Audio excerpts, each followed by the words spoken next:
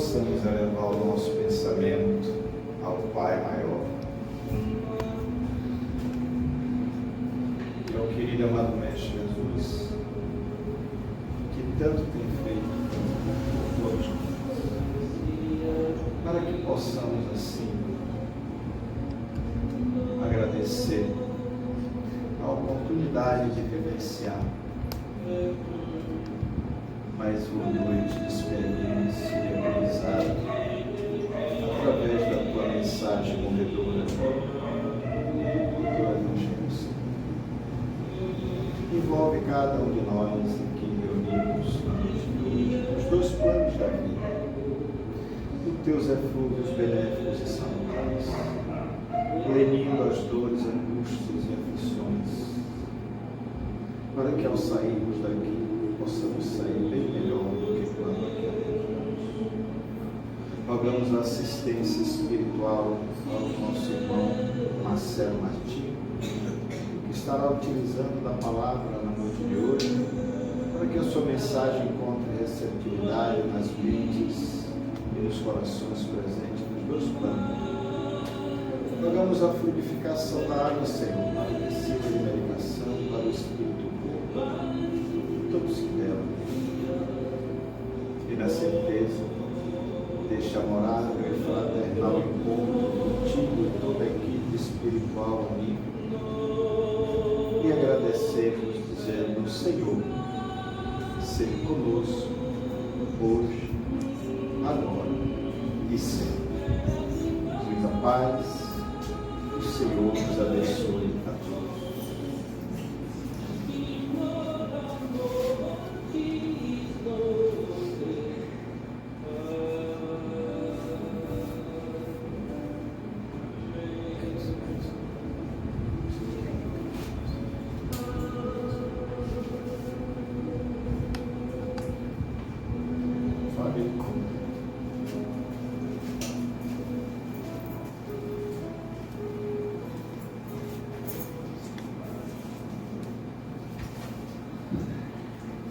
Gente, boa noite. Boa noite.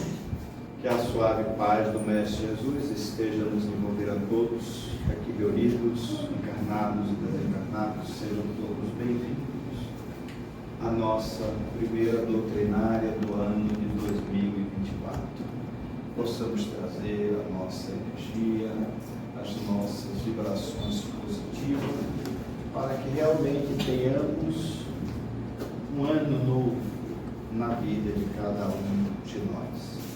Sintonia de pensamento, de vontade positiva nas ações do bem. E que possamos vibrar junto com esta casa, com a equipe espiritual, porque o trabalho desta casa não se resume só a nós que aqui adentramos. O trabalho desta casa é na psicosfera da própria cidade. O que se faz aqui reverbera na psicosfera da cidade na qual ela está fundada. Então, que nós possamos vibrar positivamente, buscar, lutar para vivenciar as mensagens que aqui são trazidas através das palestras, do tratamento, dos dias de quinta e de sábado, nos seminários, que já estamos com o primeiro seminário do ano marcado, viu, gente? Vai colocando nas suas agendas. 14 de abril, o primeiro seminário do ano 2024, Cristo, Paz e Caridade. Bom, projeto Manuel Filomeno de Miranda, Mansão do Caminho, aqui na área com a gente, trazendo algo de impacto muito bom na nossa realidade, para que a gente aprenda a vivenciar a realidade que o mundo espiritual nos apresenta. Não adianta dizer que acredita em Deus, que isso, aquilo, se eu não estou fazendo por onde, não tenho nenhuma interação aqui que corresponda a isso. Bem, nossa primeira doutrinária do ano, temos a alegria de receber o nosso irmão Marcelo Martins, trabalhador espírita, abnegado, companheiro lá do União Ferense, antigo União Ferense, CIEF, Sociedade de Estudos Espíritas Feirense, vocês para todos. Jesus abençoe. E com um tema instigante.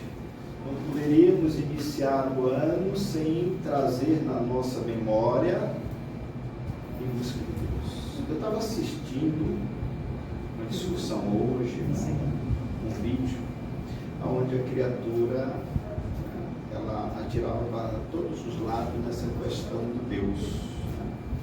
Tem o Deus vingativo, tem o Deus que pune, tem o Deus que faz a guerra, tem o Deus que faz isso, tem o Deus... Não é esse Deus que Jesus apresentou para nós. Na realidade, a maioria ainda está aqui em busca de Deus, sem saber onde encontrá-lo. E a doutrina espírita muito bem define para nós. Porque quando Kardec pergunta ao mundo espiritual sobre Deus, ele não pergunta quem, então ele pergunta que é Deus. E nós estamos em busca desse ser que ainda no nosso atavismo, na maioria dos pensamentos atávicos, ainda não conseguimos compreender. Então hoje, nosso irmão Marcelo tem a missão de trazer para nós em busca de Deus. E eu quero convidar aqui, né, a nossa vice-presidente atual do Cristo Paz e Caridade, nossa irmã Lídia. Temos que valorizar, sim senhora, a chapa eleita, essa irmã aqui, para fazer o trecho do Evangelho. Em seguida, nosso irmão Marcelo com o tema que Deus lhe abençoe, que Jesus lhe inspire. Manda ver, viu? Vamos descobrir onde é que está esse Deus aí. Está todo mundo buscando. Boa noite, irmãos. Boa noite. Leitura do Evangelho, do capítulo 10, bem-aventurado aqueles que são misericordiosos. Não julgueis a fim de que não sejais julgados. Aquele que estiver sem pecado, lhe atira a primeira pedra. Não julgueis a fim de que não sejais julgados, porque vós sereis julgados segundo houveres julgado dos outros. E se servirá para convosco na mesma medida do qual vos servistes para com eles. São Mateus capítulo 7, versículo 1 e 2. Então, os escribas e os fariseus lhes conduziram uma mulher que tinha sido surpreendida em adultério. E a colocaram de pé no meio do povo, dizendo a Jesus: Mestre, esta mulher acaba de ser surpreendida em adultério. Ora, Moisés nos ordena na lei para lapidar as adúlteras. Qual é, pois, sobre isso o vosso sentimento? Eles diziam isso, tentando, a fim de ter do que acusar. Mas Jesus, abaixando-se, escrevia com o dedo sobre a terra. Como continuassem a interrogá-lo, ele se ergueu e lhes disse: Aquele entre vós que estivesse em pecado, me atire a primeira pedra. Depois, abaixando-se de novo, continuou a escrever sobre a terra. Mas eles, ouvindo, pararam-se, retiraram-se um após o outro, os velhos saindo primeiro, e assim Jesus permaneceu só com a mulher, que estava no meio da casa. Então Jesus, levantando-se, lhe disse: Mulher, onde estão os vossos acusadores? Ninguém vos condenou?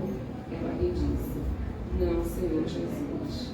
E Jesus respondeu: Eu também não vos condenarei. Ide, e no futuro não pequeis mais. São João capítulo 8, versículo de 3 a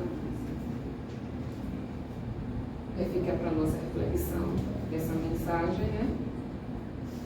Do capítulo 10, bem-aventurado aqueles que são misericordiosos, não julgueis a fim de que sejais julgados. Vamos continuar a leitura dessa mensagem para a gente poder entender mais claro e conseguir também não fazer esse julgamento. Não é fácil, né, gente? Mas a gente vai tentar. Vamos ficar com o nosso irmão Marcelo agora. Muito forte.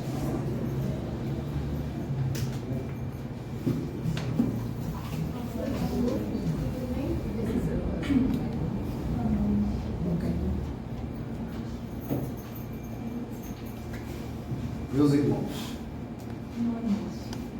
a nossa sociedade racionalista moderna, com o Estado de Direito e com a ciência que nós temos hoje, começou a se constituir no século XVIII com o Iluminismo, que começou a racionalizar a nossa cultura e lançou as bases da metodologia científica moderna, com o surgimento da física clássica, por exemplo, que é da mesma época. Perguntaram a um grande filósofo iluminista se ele acreditava em Deus. Ele respondeu: eu não acredito em Deus. Eu não acredito no Deus que os homens fizeram. Eu acredito no Deus que fez os homens.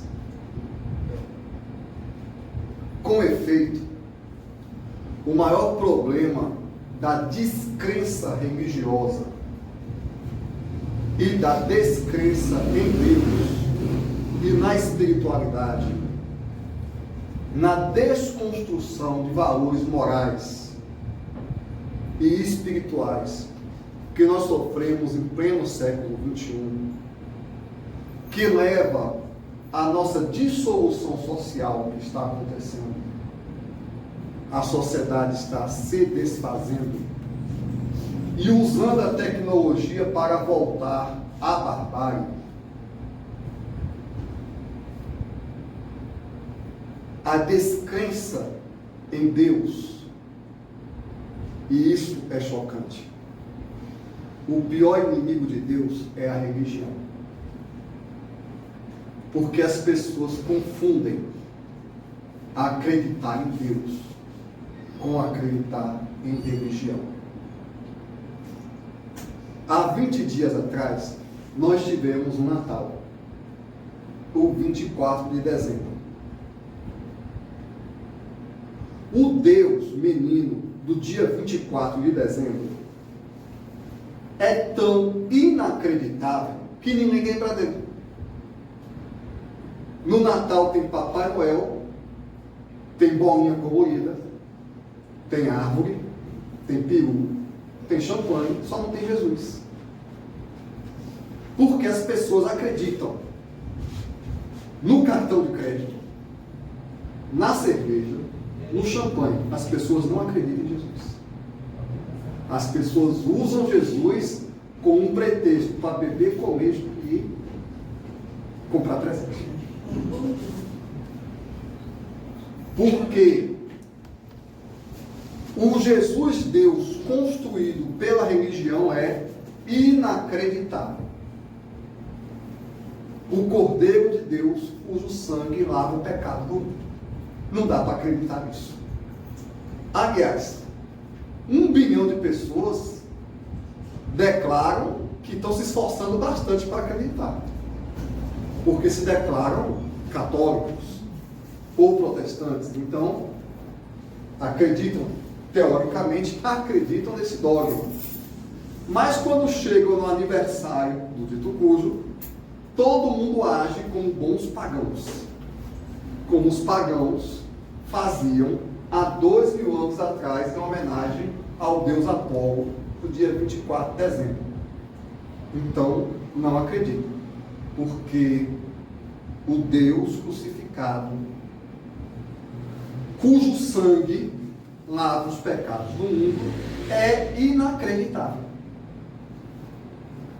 É tão lógico quanto a mula sem cabeça ou saci pererê. Por isso que as academias tratam a religião no plano mitológico. Mas apesar de tudo que se fez e que se faz com o nome de Deus,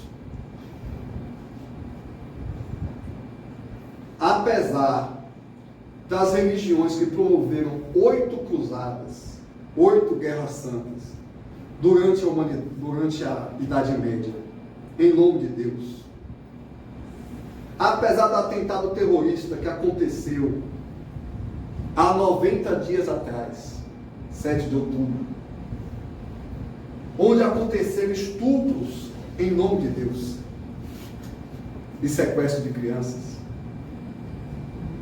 Apesar de todas as pessoas que são lesadas financeiramente todos os dias, em nome de Deus, e das mulheres que são abusadas em nome de Deus,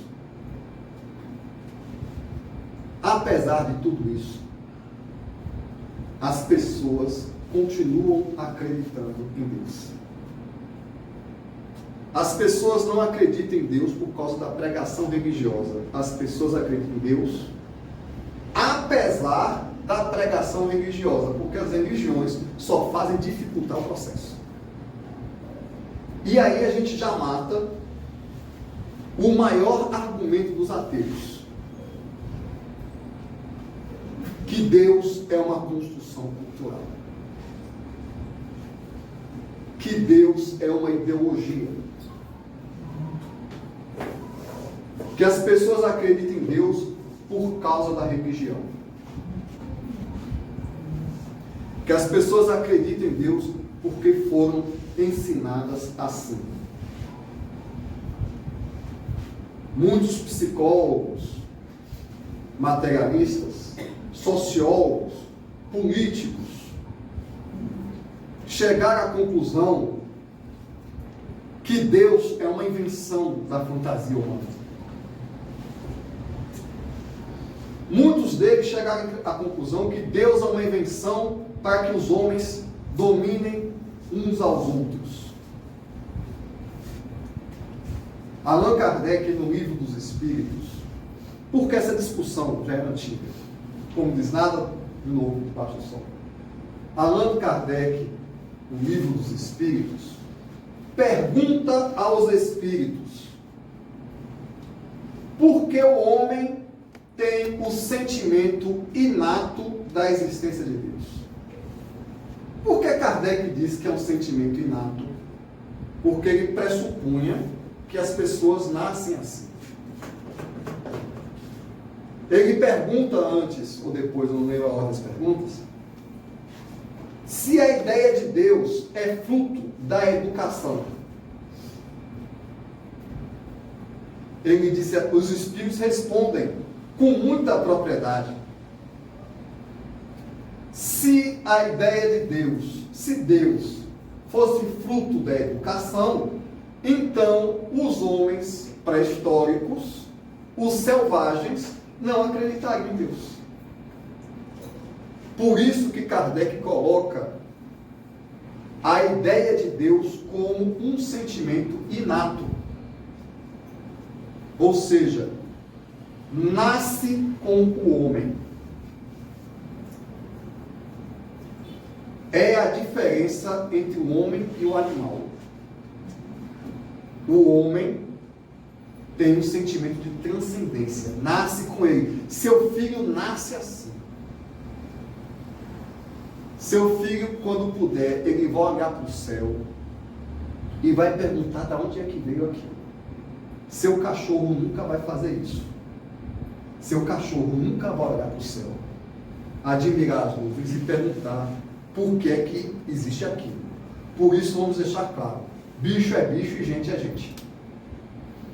E a principal diferença de bicho para a gente é o sentimento inato da existência de Deus, instintivo. Kardec pergunta, por que os homens têm o sentimento instintivo da presença de Deus? Os espíritos dão a resposta mais simples e lógica possível. É porque Deus existe. Vocês sentem que Ele existe porque Ele existe. Mas então, os psicólogos materialistas, eles têm outra explicação. Porque Deus é uma forma da gente enfrentar o risco existencial. O homem, diante da tragédia, diante da dor, diante da escassez, da incerteza, ele tenta dominar o seu destino recorrendo a Deus. O interessante das teorias filosóficas, que opinião e umbigo todo mundo tem. Das teorias filosóficas que o homem concebe, é que frequentemente os barquinhos da ilusão batem nos fiordes da realidade, nas rochas da realidade. Então, a ideia inata de Deus é fruto do medo. Porque você tem medo do trovão, você reza para Deus. Parece lógico. E que tipo de medo, de covardia, de pavor, levou milhares de cristãos serem devorados pelos leões nas arenas romanas durante 400 anos? Que tipo de pavor, de angústia existencial, de complexo psicológico levou Mahatma Gandhi, contra todas as probabilidades, vencendo com o senso comum dos próprios cristãos, resolveu querer libertar a Índia através do amor, do maior império da Terra? Que tipo de neurose levou Maria Teresa de Calcutá ou Irmã Dulce dedicar a sua vida aos pobres, entrando em meio, inclusive, de palafitas de casas construídas no meio do esgoto? É o medo do desconhecido? É o medo do raio? É o medo do trovão? É por isso que o Evangelho segundo o Espiritismo diz que a verdadeira caridade, a caridade que exige o sacrifício pessoal, é fruto da fé. Sem fé não há caridade. Porque sem fé você pode fazer alguma coisa boa por alguém. Sem fé você pode dar R$2 a quem lhe pede na rua. Sem fé você pode até dar uma cesta básica no centro espírita. Porque, por via das dúvidas, para ver se acalma o imposto. Mas sem fé você não chega ao sacrifício pessoal. Você não vai aonde a sua carne, a sua alma dói pelo bem do próximo. Você não vai perdoar uma ofensa. Você não vai trabalhar pelos seus inimigos. Você não vai trabalhar pelo bem das pessoas más, se você não tiver fé. Então, todo ser humano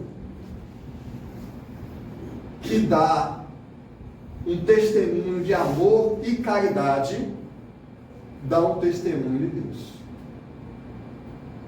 É uma demonstração prática de que a ideia de Deus não pode ser simplesmente fruto de uma mente fraca, como alguns psicólogos materialistas quiseram dizer. Não, a pessoa não tem força para conquistar o que ela quer na vida, para lutar diante das tragédias da vida, e ela recorre a Deus. Quando alguma das pessoas mais destemidas, corajosas, equilibradas, fizeram isso em nome de Deus, até o ponto do sacrifício pessoal em direção ao próximo. São essas pessoas que revelam Deus para os seus irmãos, e não as religiões. Então, assim, nós esclarecemos dois conceitos básicos. O primeiro, Deus não é fruto da religião, não é fruto da educação, é um sentimento inato e não é uma fantasia da mente humana. Tanto é que nunca existiu em toda a história da humanidade, pelo menos que eu saiba, e eu já pesquisei bastante, mas talvez Nunca existiu uma tribo, um povo ateu na história da humanidade. Onde houver meia dúzia de gente, haverá religião. Seja numa tábua brasileira, seja no Rio Nilo, lá no Egito, seja às margens do Ganges, na Índia, seja na China, no confucionismo, no budismo, que muitos, porque têm uma visão antropomórfica de Deus, o Deus que os homens criaram, acreditam que os budistas não são teístas, não acreditam em Deus, porque Buda não falou de um Deus que usa barba branca. Lei de engano. Buda seguia a tradição do Brahman, Deus da razão universal. Assim como os filósofos pré-socráticos.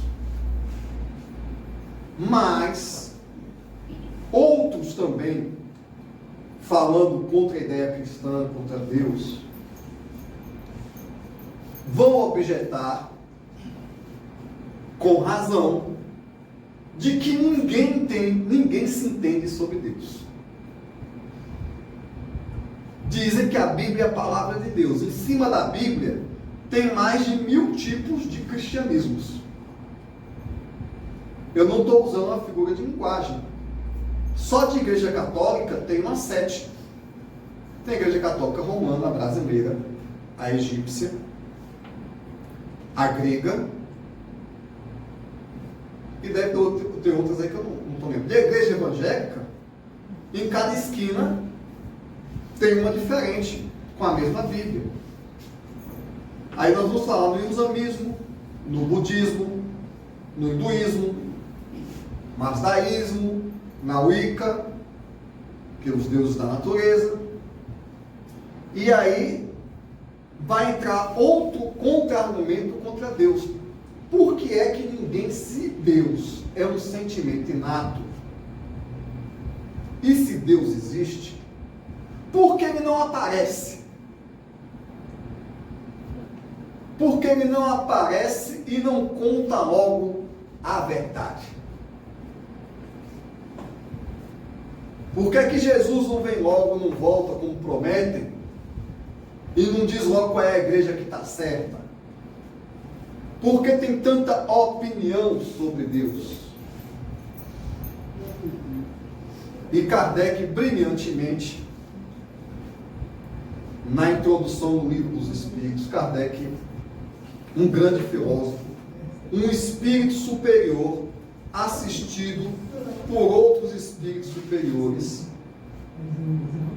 ele pergunta aos espíritos: o homem pode entender Deus? E os espíritos respondem: o homem não pode entender Deus porque ele é muito primitivo para isso.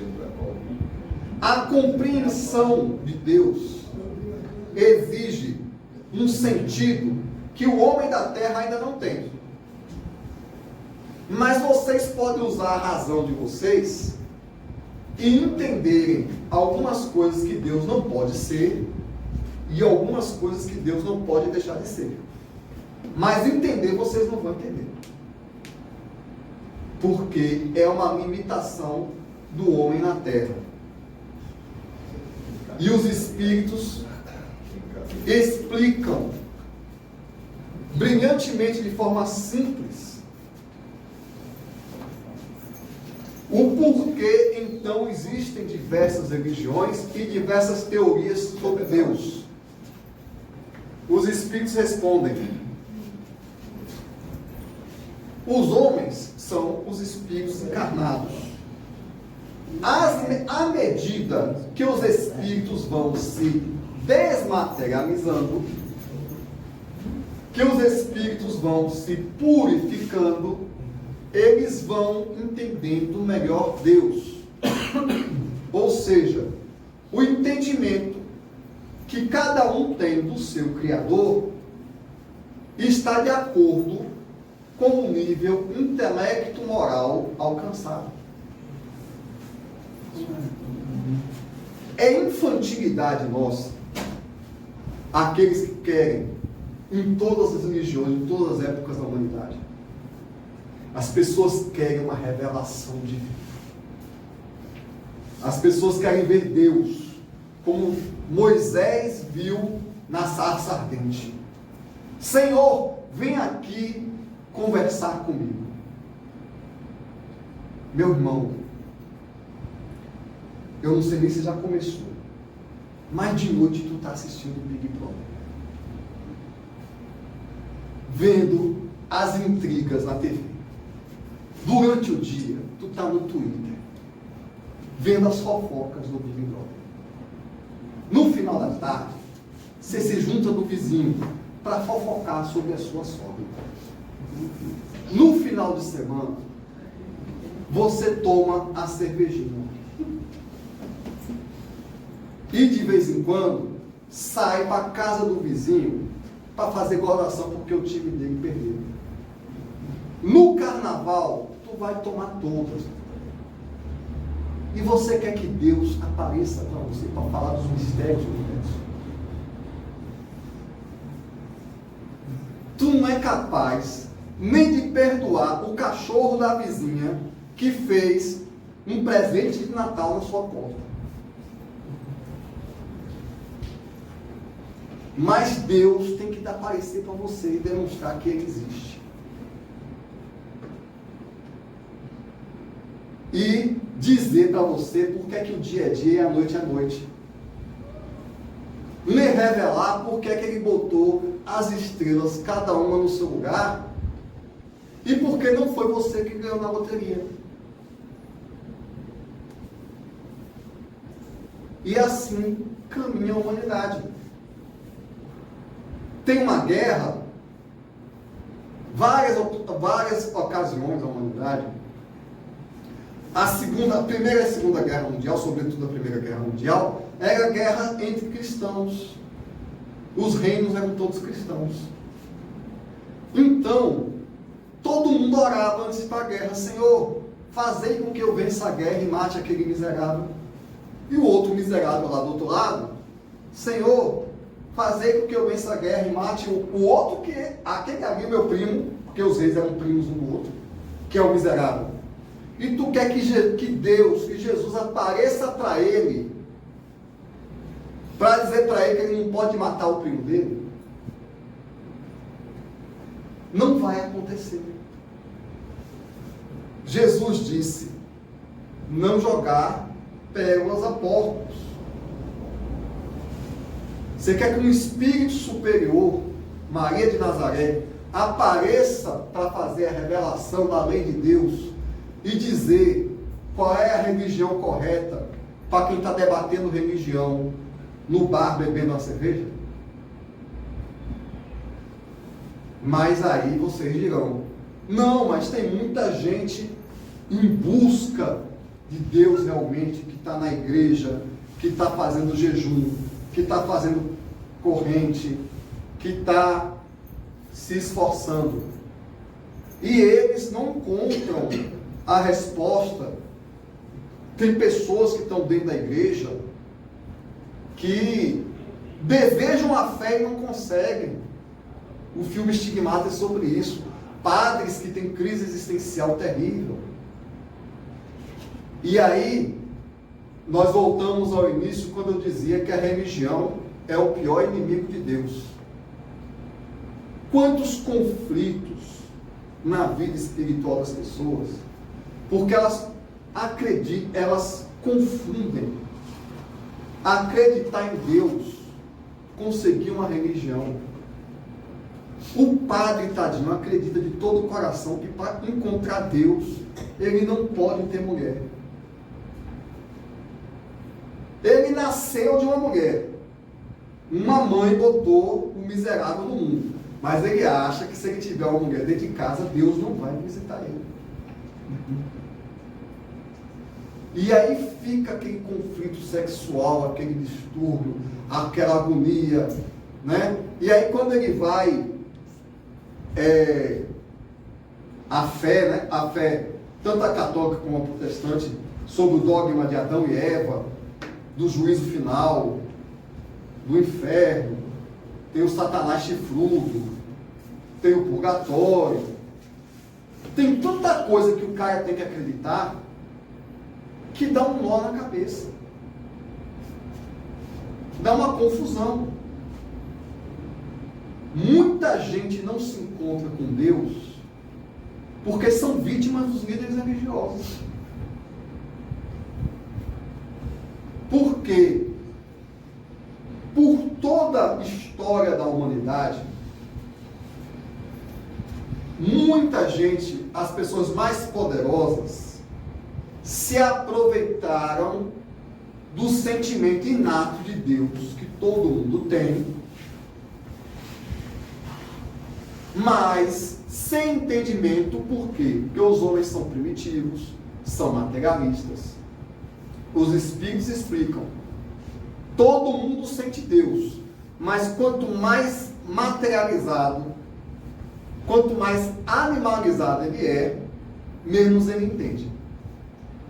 E cada um entende conforme o seu nível evolutivo permite.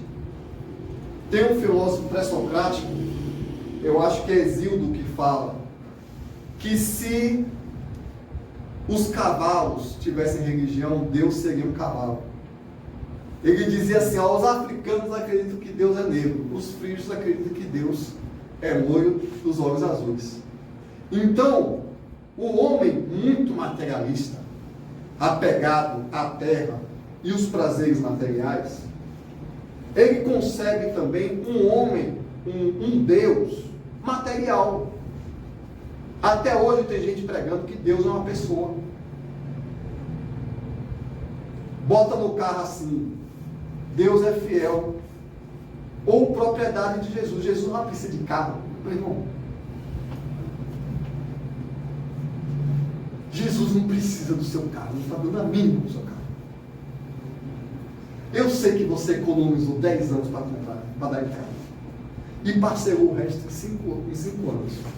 Então, para você, aquele carrão é a melhor coisa do mundo. E você, num impulso de gratidão, bota assim, um adesivo no carro: propriedade de Jesus. E do banco. Né? E do banco. Jesus não precisa do seu carro. Ele construiu o planeta. Ele envolve o planeta na psicosfera dele. Ele não precisa ir para lugar nenhum no seu carro. Mas para você, o carro é uma coisa. Então, vamos dedicar a Deus. Aliás, as religiões primitivas se baseavam nisso. A gente vê isso no Antigo Testamento. No Antigo Testamento, a gente vê os sacrifícios de animais, em que a pessoa levava para o templo de Jerusalém o seu melhor cordeiro sem sangue, sem mancha. O cordeiro tinha que ser sem mancha. As frutas que você dedica a Deus tem que ser as primícias. Por quê?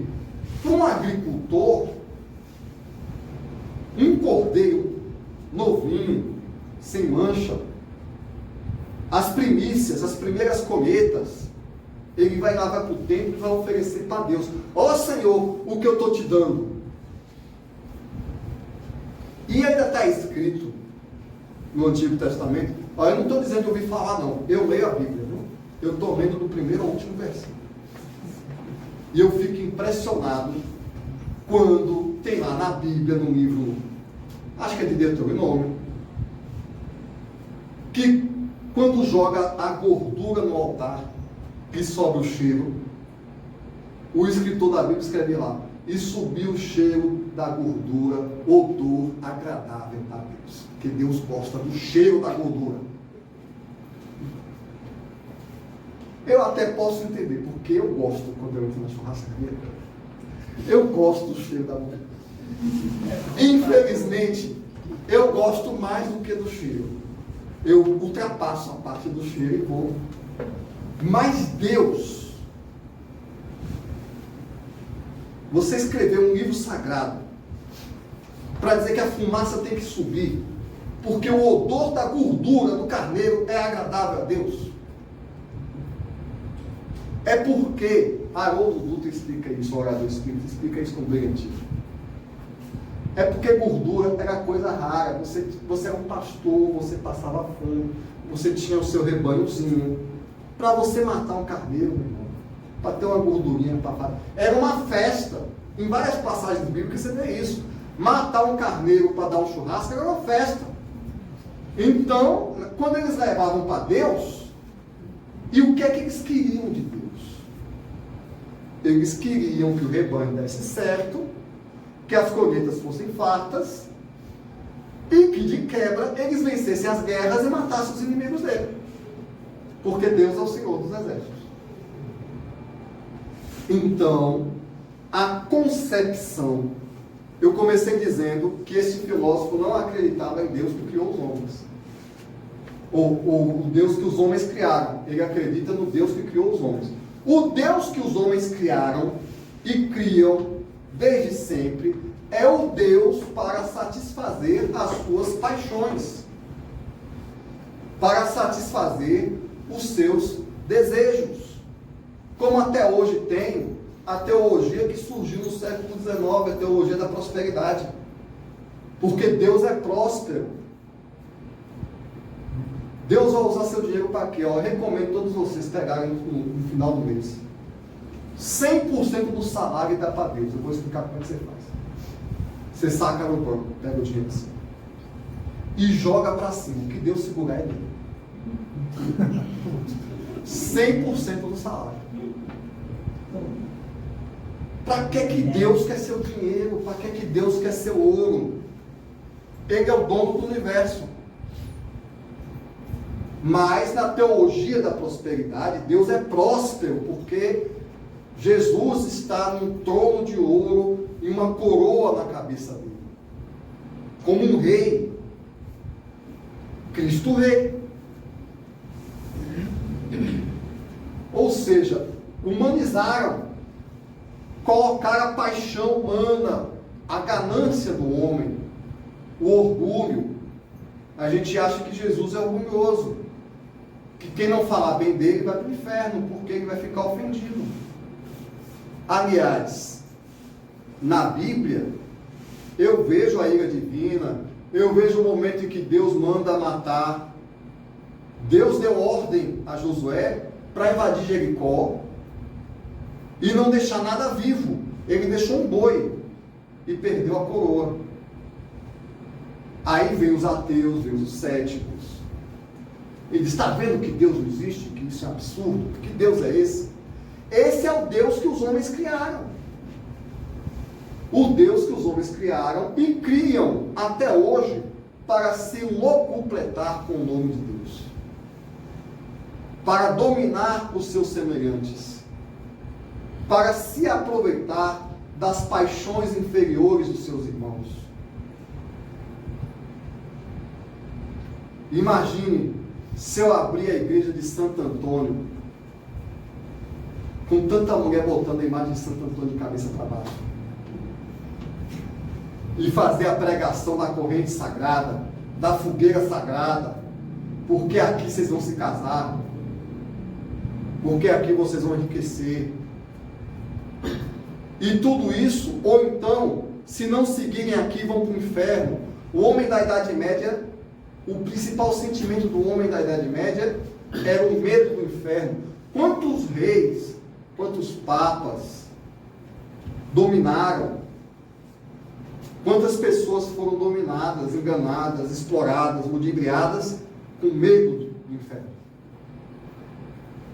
Até crimes sexuais aconteceram. A ignorância do povo, né? Pastores, padres, monges, todo tipo de... Aconteceu até um abuso de um homem que se dizia espírita,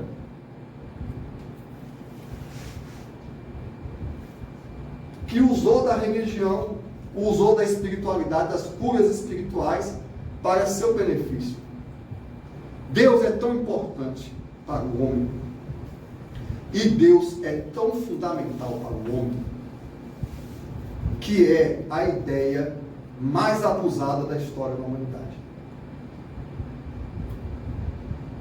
Nada em toda a história humana foi tão corrompido quanto Deus. E as pessoas continuam acreditando. Porque é um sentimento inato, porque existe. Porque está na alma, está no espírito. Por mais bobagem que se faça em nome de Deus, por mais que as pessoas se enganem, por mais que as pessoas se decepcionem, está inscrito no espírito. O homem é definido por Paulo de Tarso, no trecho final do livro dos Espíritos, como um espírito que transita da animalidade para a angelitude. E ele diz: o homem gravita em direção a Deus.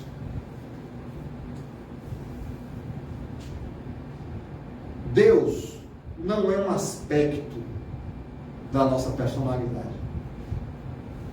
É isso que o homem materializado da terra, o homem que não se purifica, não se espiritualiza, não estuda, não ora, não pratica a caridade, não está percorrendo o caminho para se purificar, para enxergar Deus. O homem da terra, os psicólogos, sociólogos, terapeutas, ainda não entenderam, nem mesmo os religiosos. Porque os religiosos procuram Deus para resolver seus problemas. O que eu vou dizer agora ainda não foi entendido. O ser humano é um raio de luz saindo de Deus. Deus é o centro do nosso ser.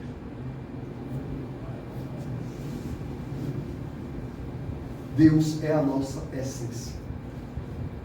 Nós, todo ser humano sobre a terra, na sua condição de espírito encarnado, está em busca de Deus como a gente busca o ar. Todo ser humano está desesperado por Deus. Até o estuprador e o traficante. Esses são os que estão mais desesperados. O espírito, a criatura, procura o Criador desesperadamente. O principal impulso psíquico do homem, do ser humano, é a busca de Deus. E como o ser humano não reconhece isso e foge da sua natureza o tempo todo, é então que se gera todas as doenças psíquicas.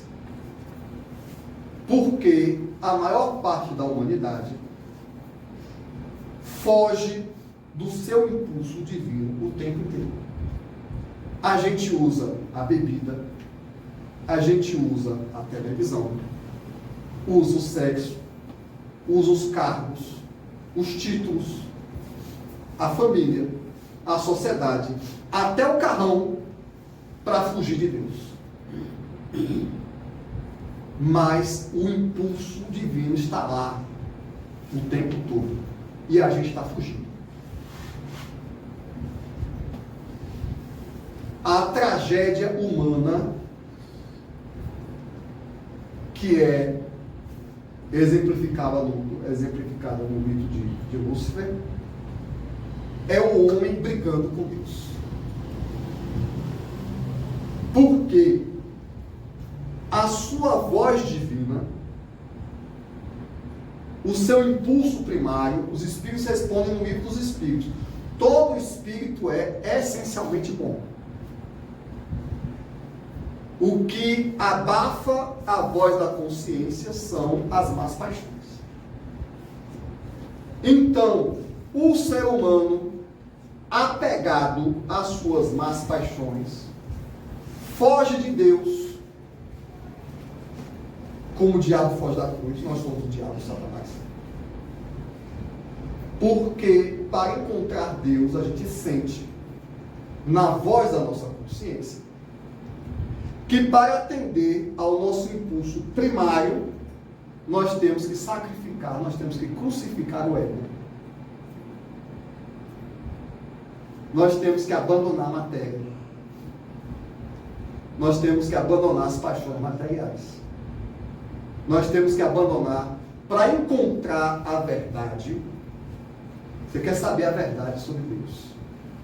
Você quer saber qual é a tragédia humana? Todo mundo quer a verdade e ninguém rejeita a ilusão. Para encontrar a verdade, você tem que abandonar a ilusão. A ilusão são os sentidos materiais, os prazeres materiais, as compensações sociais, o poder que a gente acha que tem sobre os outros, o desejo de ser amado, o desejo de ser admirado pelos outros, o desejo de impressionar os outros, o desejo de se sentir melhor que os outros, o desejo de se vingar dos outros, o desejo de possuir coisas, todos os nossos desejos animais. O homem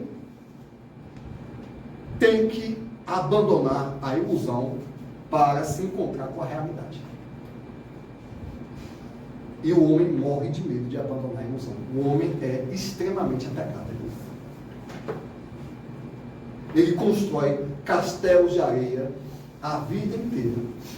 São seus bens materiais, a família que ele acha que é propriedade dele, seus títulos acadêmicos, sua conta bancária, e fica fugindo de Deus, se distraindo com ilusões. É por isso que precisa tomar uma todo dia para relaxar. Você sabe por que o ser humano precisa tomar uma todo dia para relaxar? Eu conheço gente assim. Ele está estressado. A angústia existencial vem da voz divina não atendida em nossos corações. A voz divina está falando o tempo todo. Nós estamos o tempo todo gravitando em direção a Deus. A lei da vida é o progresso. A criatura deseja o Criador. Mas a criatura teme o encontro do Criador, porque a criatura está apegada ao seu castelo de areia, ao seu reino de ilusões. A tudo aquilo que a criatura construiu a vida toda para fugir da verdade.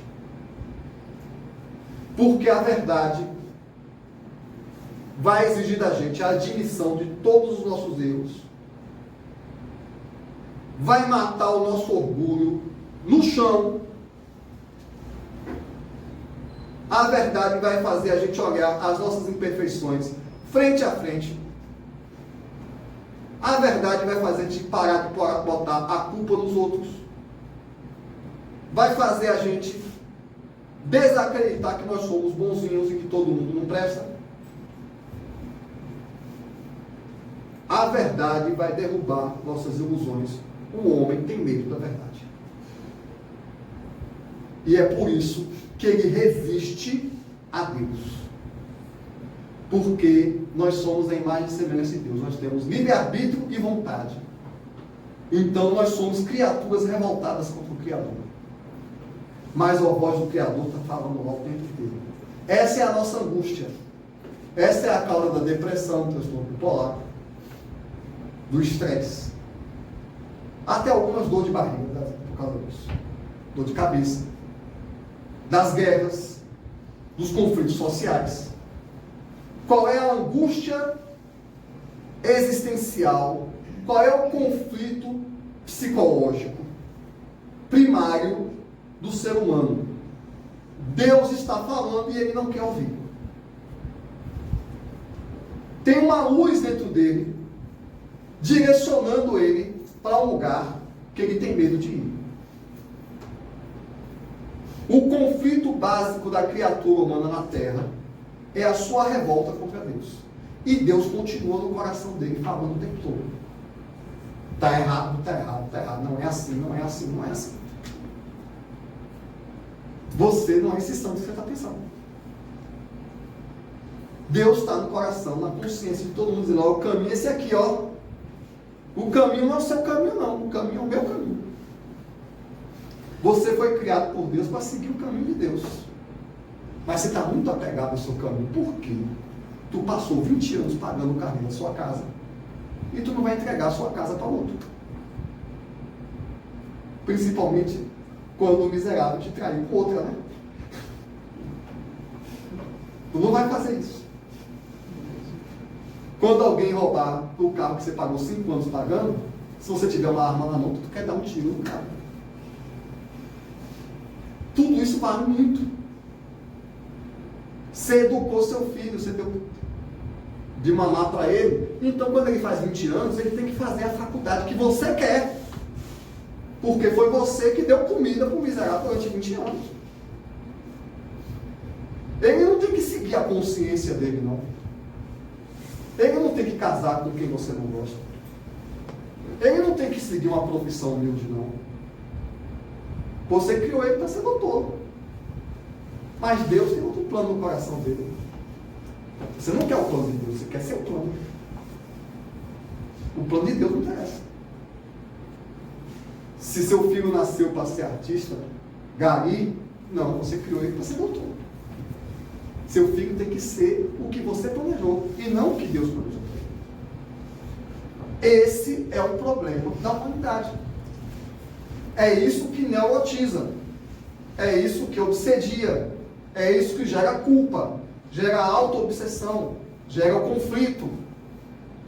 Nós somos conflitados uns com os outros porque nós somos conflitados conosco mesmo. Porque a voz da nossa consciência, a culpa, a voz de Deus está gritando em nossa alma 24 horas por dia e nós não podemos apagar Deus, porque nós somos seres divinos que saímos do sol divino. E nós temos que executar a nossa natureza divina. Enquanto o homem não aceitar a sua verdadeira natureza, ele será infeliz, mesmo morando dentro de um palácio com as contas pagas. Porque vai estar, a alma dele vai estar ansiando por isso. E qual é a coisa mais sábia a fazer? Que geralmente a gente só faz quando todas as nossas ilusões caíram. Quando todos os nossos barquinhos de papel, quando todos os nossos castelos de areia caem, a gente faz isso. E depois volta para o nosso caminho de novo. Que é entender que o fundamento da sua vida é o seu Criador. Que você não pode nada e se entregar nos braços de Deus. Você não sabe de nada. Você não tem nada. Você não pode nada. O fundamento da sua vida é Deus. A única coisa que você tem amanhã é a sua caminhada em direção a Deus. Porque até seu corpo, seu coração pode parar, obviamente. Então nem seu coraçãozinho que está batendo lhe pertence. Allan Kardec define no Evangelho segundo o Espiritismo a oração. O que é oração? É um ato de submissão da criatura ao Criador. A maior parte da humanidade passa a vida inteira sem orar. Ah, mas as igrejas estão lotadas. Está todo mundo pedindo a Deus as coisas. Isso não é oração. Pedir a Deus para te dar o que você quer não é oração. Oração é a submissão da criatura ao Criador. Você sabe o que é oração? Senhor, você está certo, eu tenho mais do que eu mereço, tudo o que eu preciso é da sua paz. Ó meu Deus, se meu corpo está doente, está certo. Se as contas estão atrasadas, está tudo certo. Se estão falando mal de mim, está tudo certo, está tudo bem. Eu só preciso de você, Senhor, me dê a paz. Eu só preciso de ti. Senhor, me consola. me orienta, me guia, me diga o que o Senhor quer que eu faça, qual é o caminho que eu vou seguir. Isso é submissão da criatura ao Criador. A prece é um ato de submissão da criatura ao Criador. Não tem nada errado na minha vida. A única coisa errada na minha vida sou eu. Jesus, espíritos superiores, pelo amor de Deus, meu Criador, abre minha mente, abre meu coração, me faça enxergar o que eu não estou vendo, pacifica minha alma diante da dor, faça eu compreender os desafios da vida, faça eu amar os meus inimigos. Senhor, me ensina a entender e a enxergar a sua obra e dar graças a Deus, porque, como está escrito no Evangelho por Paulo, em tudo dê graças a Deus.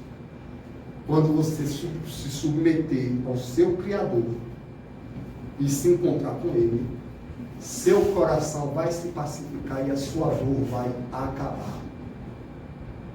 Mesmo que seu corpo esteja doente, mesmo que o salário esteja atrasado, mesmo que o cônjuge não te entenda, assim como os irmãos de Jesus não entendiam Jesus. Porque o único tesouro do Espírito é o seu encontro com Deus. Então hoje, não importa o que esteja passando, se submeta ao seu Criador com gratidão, porque Ele botou o ar que você respira, o sol que vai nascer amanhã, as estrelas que estão no céu. Isso é mais do que nós merecemos. Tudo que nós precisamos é nos purificar espiritualmente, desmaterializar as nossas emoções, nos desiludirmos das ilusões do mundo, desapegarmos do nosso egoísmo e das coisas que a gente acha que possui, para ver a realidade. E, sobretudo, com a alma ajoelhada diante do Criador, nós entendemos realmente uma inteligência muito maior que a nossa, que só quer o nosso bem, que faz tudo para o nosso progresso, e nós realmente procurarmos a Deus por Deus, não para obter nada na terra. Procurarmos Deus para sentirmos Deus, para termos a paz, para termos o nosso sustentáculo emocional e espiritual, para abrir nossos olhos, para ter olhos de ver, para entender a criação, para entender nosso papel no mundo, para entender os nossos deveres, para entender as fraquezas do outro, nós procurarmos Deus, porque a única coisa que nós precisamos na vida é de Deus. Com Deus você tem tudo, sem Deus você não tem nada. A única coisa que o espírito, que a criatura precisa, imprescindivelmente, inadiavelmente, a única coisa que nós precisamos é de Deus. E é essa a única razão pela qual nós nascemos, para nós nos encontrarmos com Deus, servindo os homens, para nos purificarmos e nós encontrarmos com Deus. É por isso que Paulo, depois de muito sofrer, de perder tudo, disse: em tudo dai graças a Deus.